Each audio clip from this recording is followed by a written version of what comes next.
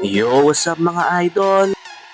Opisyal lang nagsimula ang bagong kabanata ng Los Angeles Lakers. Matapos ang pag-alis ni LeBron James patungo sa Philadelphia 76ers, si Luka Doncic na ngayon ang magiging sentro ng prangkisa at ang pangunahing leader ng kupunan. Malaki ang tiwala ng Lakers sa Slovenian superstar at lahat ng kanilang galaw ngayong off-season ay nagpakita na handa na silang itayo ang kinabukasan ng kupunan sa paligid niya.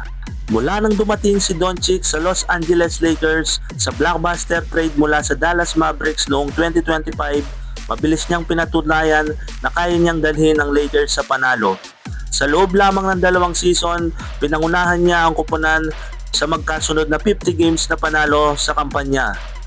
Bukod dito, napili rin siya sa All-NBA First Team at muling naging NBA All-Star. Patunay na isa pa rin siya sa pinakamahusay na manlalaro sa buong liga. Hindi rin nagsayang ng oras ang Lakers sa pagpapalakas ng kanilang roster. Pinanatili nila si Austin Reeves sa isang pamatagalang kontrata upang manatili siyang katuwang ni Doncic. Nagdagdag din sila ng mga mahalagang piyesa tulad ni Colin Sexton na magbibigay ng karagdagang lakas sa backcourt. At si Walker Kessler, ang depensibong sentro na matagal nang hinihiling ni Luka Doncic, at Sandro Mamukelashvili upang mas lumalim ang kanilang frontcourt rotation.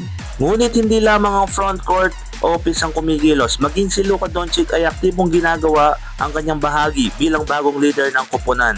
Ayon sa ulat ni ESPN insider Dave McMenamin, inimbitahan ni Doncic ang buong roster ng Los Angeles Lakers sa Slovenia para sa isang 4 na araw na mini workouts, golf, sightseeing sa iba't ibang lugar sa Slovenia at iba pang team building activities na layunin 8.1 assists per game at 7.8 rebounds per game. Ngayon wala na si LeBron, handa siyang akuin ang papel na iyon at pangunahan ng Lakers sa panibagong paghabol sa kampyonato. Hindi rin nakakapagtakang isa siya ngayon sa mga pangunahing kandidato para sa NBA Most Valuable Player o MVP award ngayong off-season. Habang iniintay ng mga tagahanga ang pagsisimula ng training camp, isang bagay ang malinaw. Opisyal nang nagsimula ang bagong panahon ng Los Angeles Lakers at sa pamumuno ni Luka Doncic, umaasa ang buong organisasyon na may babalik nila ang kupunan sa NBA Finals. Kayo ang mga idol, ano ang opinion ninyo dito? Kaya bang ibalik ni Luka Doncic sa NBA Finals ang Los Angeles Lakers?